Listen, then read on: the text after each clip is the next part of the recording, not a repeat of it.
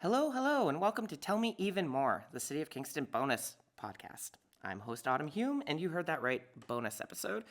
We're going to try to bring some more of these to you as well. We'll focus on quicker updates on timely things. And while I don't think we've actually committed to the name Tell Me Even More, I'm going to use it today. Here with me for our first bonus episode is Scott Tulk, Manager of Digital Transformation, Architecture, and Planning, or as we like to call it, DTAP, which is the team that handles the city's website and digital content. Earlier this week, the city launched a fully redesigned website, so we're pretty excited to talk about this. Scott, welcome back. You joined me last February, actually, to talk about this very project, and at that time, you're in the early stages, so thanks for joining me today. Yeah, thank you for having me, Autumn. Nice to be here. Yeah, and so for folks out there listening, if you haven't listened to the previous episode we did, I really recommend you do it. We get into the weeds about what's involved in planning for a big project like this, how you take an organization like the City of Kingston, redo the website, some history about our old one, and what's changed in that little while. This one, we're just going to focus a little bit on the launch. So we'll link that old one in the show notes and take a peek. All right, Scott. At the time we're recording this, it's been about 48 hours since your team launched the site. So how does it feel to have it out in the world now? Very exciting. Really proud of the team, the effort they put in, everybody that contributed. And I mean, it's a really, really large group that provided input and feedback. So we're really excited about it, and we're excited for the community to have access to simplified information and a better, more modern digital experience on the website. Must feel a bit of relief too. It's a big project. Definitely a bit of a relief. Everything went fairly smoothly. Yeah, I mean it's always glitches here and there as you roll out a new product, but all told, I mean everything was pretty smooth within our window of transitioning. It took a couple hours to get all the kinks worked out and validated, but looks good. Oh, that's awesome. So now that it's live, now that people can go to CityofKingston.ca and see it, what can users expect to find there? Well, definitely there's a lot that's not there. So What do you mean by that? a lot of old kind of irrelevant content. Okay. So that was a huge focus, was just to get the site more streamlined. But beyond that, I mean, it's really focused information about what's going on in the city of Kingston. We really tried to tailor this version of the core website at CityofKingston.ca to be focused on information delivery that people need to kind of know what's happening and get service. And so, those are the kinds of things that we really focused on. And event calendar is a big central piece. News. I mean, it's just constantly going to be being updated with the latest and greatest. Yeah. And just as importantly, we'll be focusing a lot of time and energy on keeping it streamlined and making sure that it's the most relevant information that's available while remaining transparent. Like focused and accessible, yeah. So Yeah. they can find what they're looking for faster. Absolutely, and I'm glad you brought that up, is the accessibility angle. So that was a key pillar of the strategy, is transitioning from harder to make accessible formats like PDFs to more web content, which is a lot easier to manage and provides a better experience in the end for people with disabilities. It's seamless when people don't have to go and download a document and they can kind of Absolutely. just go right through, hey? Absolutely. And sometimes, obviously, it's unavoidable. There's content that's always going to be in that format, but by focusing more of our time and energy on the web content side of it, it'll be better for everybody. That's exciting. Yeah, really keeping sort of the end user in mind, the person, whoever's accessing the site. That's sort of been the focus throughout this development process. So that's great to hear. It's new, so okay. Well, why don't we pause on that user experience bit for a moment? How did that factor into the site's development? Could you tell me a bit about what the role was? Absolutely.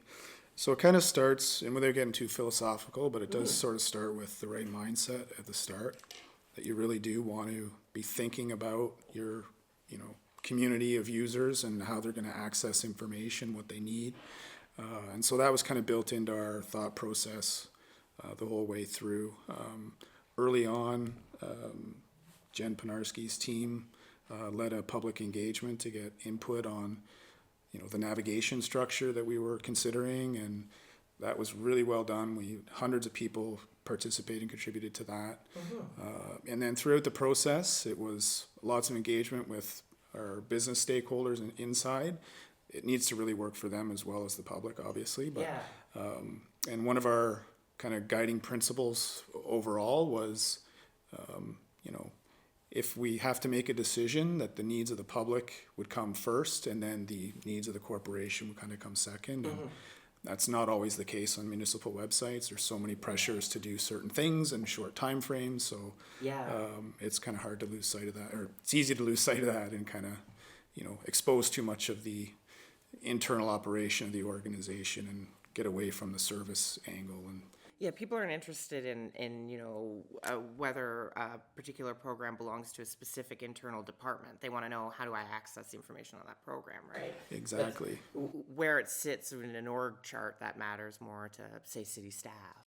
Well, exactly, and it's, there's enough, crossover sometimes in those areas. It's hard to differentiate, and it's easy to kind of, lose sight of that. But that's really ultimately, it's meant to be a easy place, one place to go.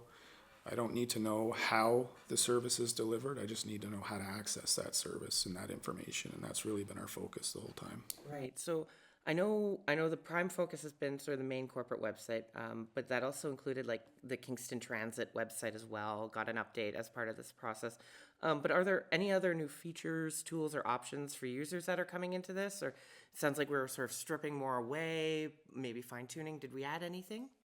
Well, we kept as much in place as we could, but a lot of things had shifted to a different, more appropriate platform. So the role of the main site, early in the strategy sort of phase was, let's make it really focused on information delivery and finding services. And then we introduced My Kingston last year as a way for the community to log in and access an ever-growing pool of services in that one location. And the nice thing there is, over time, we'll be able to build in personalization options. So today you can favorite your favorite services that maybe you're accessing regularly, and those kind of come up to the top of your homepage. And we'll be just increasing that pool of services available there over time. And then the other piece that was also launched with the website is a council and committee platform that's new. And so it's kind of best in breed at what it does. So it helps the internal organization manage council and committee meetings and agendas and reports much better than we have before. And it's tightly integrated into the new website and various places, so through the calendar, event feeds, and things like that. So it should be a lot easier for the community to access and find what's happening on the council side of things as well. So it's been a big multi-pronged kind of approach. Less about the specific widgets and kind of new gadgets. We do have ideas for those things. Yes, so we'll roll out. We'll hear exactly. more about that in the next couple of months, I guess.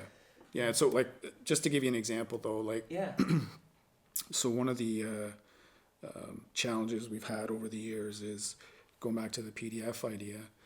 Aside from it being hard to make those fully accessible, they've been used historically for forms for people to complete, to sign up to programs or provide information. Not the most, not the easiest to navigate when you have to print them off and sign them, for example, those kinds of things. So we spent a lot of time converting most of those, wherever we could, into modern web forms where you complete right away. And because we have My Kingston in place with a login for everything, all of your forms are completed with your identity at the same time and pre-filled with, we kind of make it easy for you, so you don't have to keep repeatedly entering the same information, and one sort of connection for the city, one connection for all the city services, and a capacity to kind of personalize your experience a bit, it sounds like. Exactly, and internally it helps us have access to your latest information. So when you move, if through my Kingston experience, and not everything's my Kingston yet, so I just want to make that point as well. Good to clarify. But for the services that are in my Kingston, when you update your address or personal information in one service, it's updated centrally, so all services kind of get the benefit of that. And that just helps us keep in touch with you better and keep things up to date.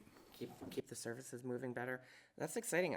We'll definitely have to get you back to talk about that, about the My Kingston project and what's come online onto that, because I know there's more coming into that over the next little while. Well, and one that it's kind of a new and exciting one that is also new. We've launched a lot. It's been a big week for you guys. Well, yeah.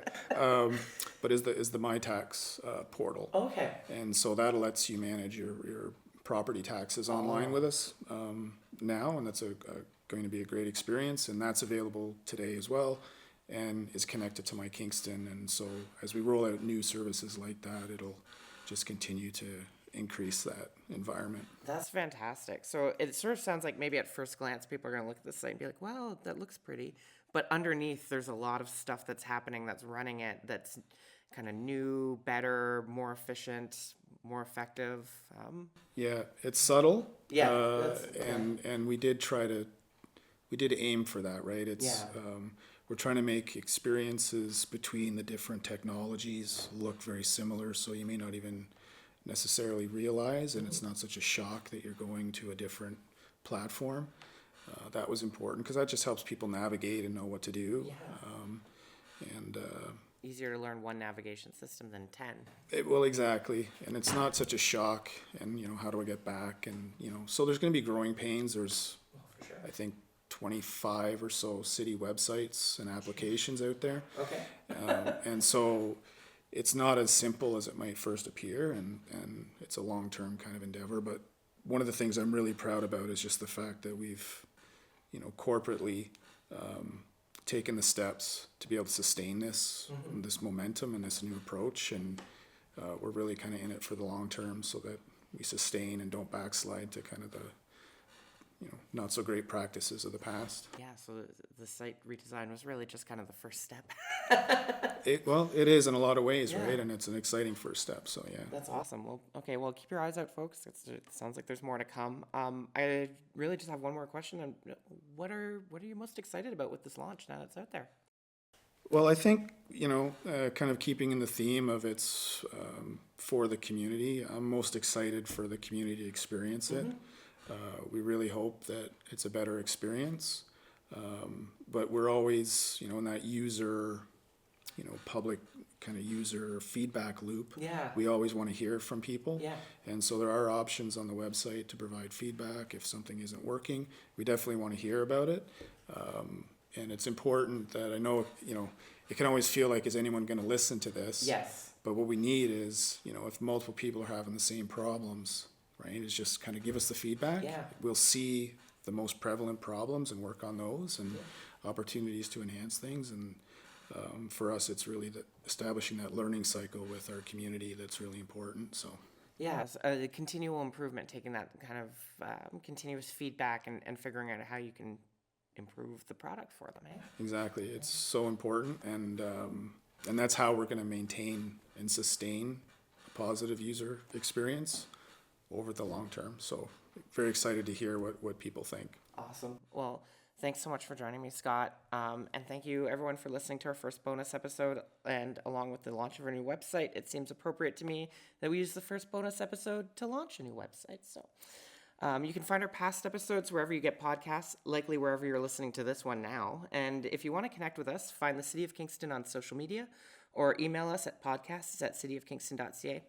Thank you, everybody, and we'll see you next month with a regular episode.